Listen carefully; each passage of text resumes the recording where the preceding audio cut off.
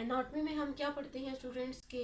Anatomy में ये देखा जाता है कि जो लिविंग ऑर्गेनिज्म हैं उनके जो इंटरनल स्ट्रक्चर होते हैं जो कि बाज़ाहिर तौर पे हमें नज़र नहीं आती, उनकी बॉडी के अंदर जो होते हैं उनका जब हम मताला करते हैं, उनकी जो स्टडी करते हैं, तो उसको हम बायोलॉजी की एनाटमी वाली शाख में जो है वो हम स्टडी करते हैं। इसको शॉर्टली अगर हम डिफाइन करें तो हम कह सकते हैं the branch of biology in which we study internal structure of the living organism. ये आ गया जी एनाटमी में। और फिर आगे जो चौथी ब्रांच है, चौथी ब्रांच के बारे में हम ये आपको अभी मैं लिखवाती हूँ कि जो चौथी ब्रांच है इसकी वो है फिजियोलॉजी की ब्रांच, वो है physiology.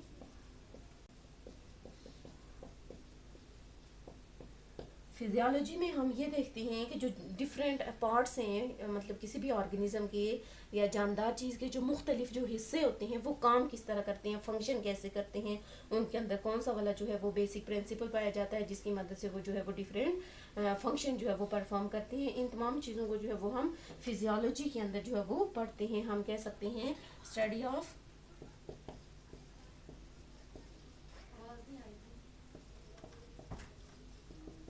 Function of different body parts के मुख्तलिफ जो मतलब होते हैं, हिस्से होते हैं बॉडी के, जो मुख्तलिफ हिस्से होते हैं वो किस तरह जो है वो अपना काम परफॉर्म करते हैं, इसको हम फिजियोलॉजी के अंदर जो है वो स्टडी करते हैं। नंबर 5 जो है वो है हमारे पास सेल बायोलॉजी। सेल बायोलॉजी जैसा कि नाम से ही हमें पता चल गया है कि जो सेल की हम स्टडी करेंगे, बायोलॉजी की वो शाख जिसमें सेल के बारे में पढ़ा जाता है, सेल के बारे में तमाम जो इंफॉर्मेशन ली जाती है, उस सारे को हम जो है वो बायोलॉजी की सेल बायोलॉजी वाली शाख के अंदर जो है वो हम पढ़ते हैं। सेल बायोलॉजी में जो है तो इसको हम साइटोलॉजी भी कहते हैं।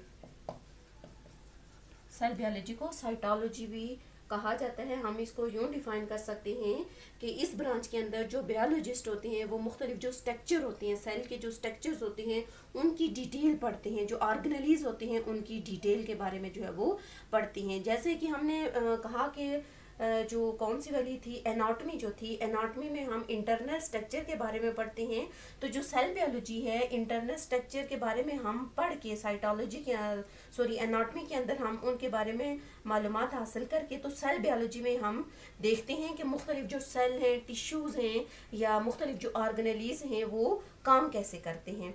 तो हम जो सेल बायोलॉजी है या साइटोलॉजी है इसको शॉर्टली डिफाइन यूँ कर सकते हैं, in this branch of biology वो study about the structure of cells and organelles. Cell और ऑर्गेनेलीज की जो स्ट्रक्चर्स होती हैं उसके बारे में पढ़ते हैं।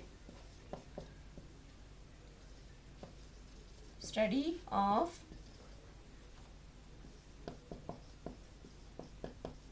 Structure of cell and organelles.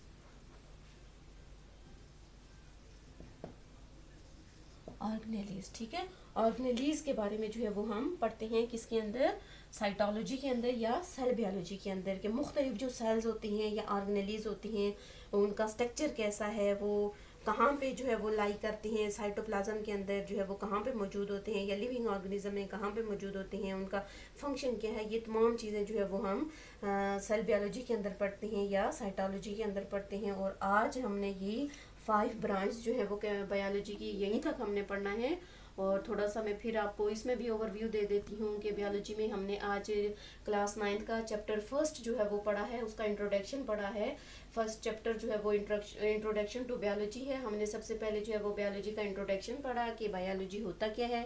Biology जो है वो 2 लफ्ज़ों का जो है वो कम्बिनेशन है। Bio mean life and logy, मतलब लोगोस या लॉजी का मतलब होता है स्टडी, जानदार चीज़ों की स्टडी जो है वो बायोलॉजी कहलाती है। और इस तरह फिर बायोलॉजी की मेन हमने ब्रांच पढ़ी, जो मेन जो बड़े ग्रुप है वो 3 हैं, और उसके अलावा जो इसकी सब ब्रांच हैं या मेन से जो थोड़ी छोटी वाली ब्रांच हैं वो हैं बेशुमार हैं, लेकिन उनमें से आज हमने जो है वो 5 के बारे में जो है वो डिटेल में पढ़ा। सबसे पहले हमने पढ़ा था मार्फोलॉजी के बारे में। मार्फोलॉजी में हम जानदार चीज़ों की जो मार्फोलॉजी होती है, मतलब स्ट्रक्चर होती है और साख्त जो होती है उसके बारे में पढ़ते हैं। फिर जो दूसरे नंबर पे हिस्टोलॉजी है, हिस्टोलॉजी में जो टिश्यूज़ होते हैं उनका माइक्रोस्कोपिक स्टडी की की जाती है, मतलब माइक्रोस्कोप की मदद से हम उनका मुताला करते हैं। और नंबर 3 एनाटमी थी। एनाटमी में हम मुख्तलिफ जो लिविंग ऑर्गेनिज्म हैं उनके देखते हैं, इंटरनल स्ट्रक्चर्स देखते हैं।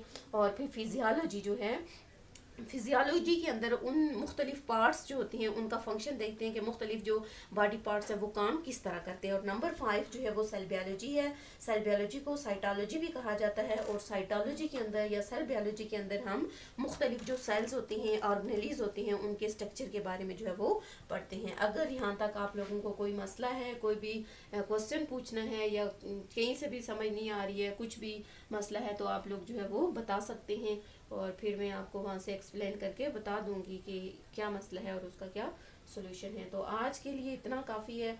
और अगर आप ये बुक से करना चाहते हैं तो मैंने आपको पहले भी बताया था कि ये पेज नंबर 1 एंड 2 के ऊपर जो है ये सारा है डिटेल, आप वहाँ से तैयार कर सकते हैं।